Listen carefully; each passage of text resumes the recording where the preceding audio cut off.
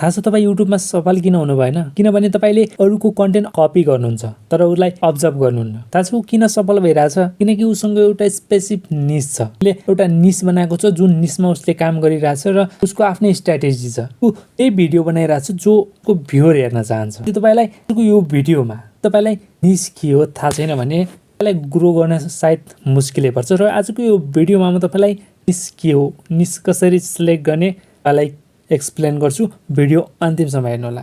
Hello viewers, म विवेश, स्वागत छ मेरो अर्को नयाँ भिडियोमा।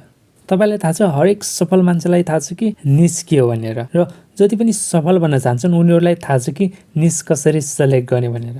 त्यसैले उनीहरू हर समय एक्सप्लोर गरिरहेछ कि कुन मेरो लागि बेस्ट हुन सक्छ। उनीहरू यो भनेर बस्दैन कि मलाई त केही पनि आउँदैन वा मैले जति पढेको छैन सो मलाई आउँदैन, मैले पढ्न जान्दैन। सो उनीहरू सिकिरहेछ र त सिकाउनको काबिल भइरहेछ। निश सेलेक्ट गर्नको लागि म तपाईँलाई 3वटा क्वेसन सोध्छु। यदि यी 3 क्वेसन तपाईँले एन्सर गर्न पाउनुभयो भने मतलब तपाईँको पोसिबिलिटी छ कि तपाईँ सक्सेस हुन सक्नुहुन्छ। सो यो क्वेसन ध्यान दिएर सुन्नु होला। पहिलो क्वेसन त हो कि what you want to create. तपाईँ क्रिएट के गर्न चाहनुहुन्छ? तपाईँलाई पढाउनु छ, तपाईँको कम्फर्ट विषय हो इङ्ग्लिस, तर तपाईँलाई म्याथ पर्यो भने तपाईँले के पढाउन सक्नुहुन्छ? सक्नुहुन्न नि है। सो दोस्रो क्वेसन हो कि वाट क्यान यु क्रिएट। तपाईँ क्रिएट के गर्न सक्नुहुन्छ? सपोज तपाईँलाई म्याथ आउँछ भने तपाईँलाई थाहा छ कि जोड कसरी गर्ने, घटाउ कसरी गर्ने, गुणन कसरी गर्ने, भाग कसरी गर्ने, यो चिज तपाईँलाई थाहा छ, तपाईँ गर्न सक्नुहुन्छ, मतलब सिकाउन पनि सक्नुहुन्छ, राइट। तेस्रो क्वेसन छ कि what people want to see. त्यसलाई रिलेट गर्ने भने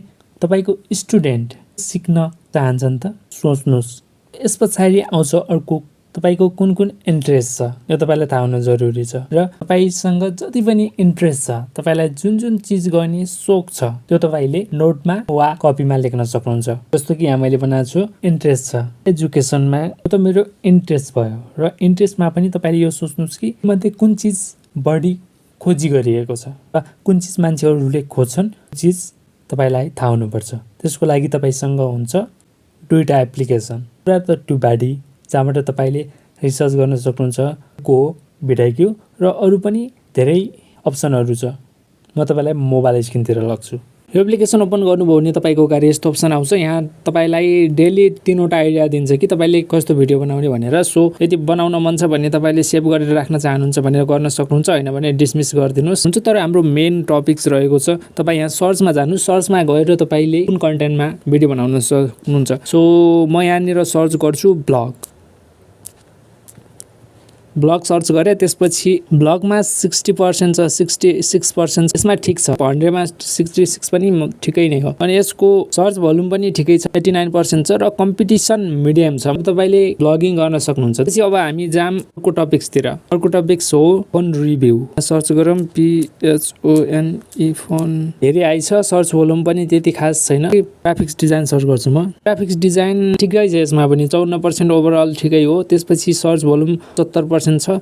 यसको कम्पिटिसन हेर्नुभयो भने हाई छ। पछि हामी सर्च गरौँ एजुकेसन। एजुकेसनमा कस्तो आउँछ सर्च रिजल्ट। एजुकेसनको त झन् सर्च भोल्युम त ठिकै थियो, तर कम्पिटिसन भेरी हाई हुन्छ।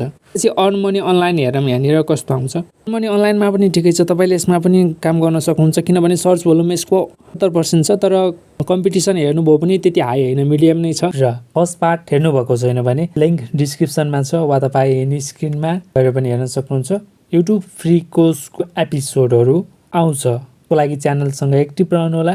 C you on next episode.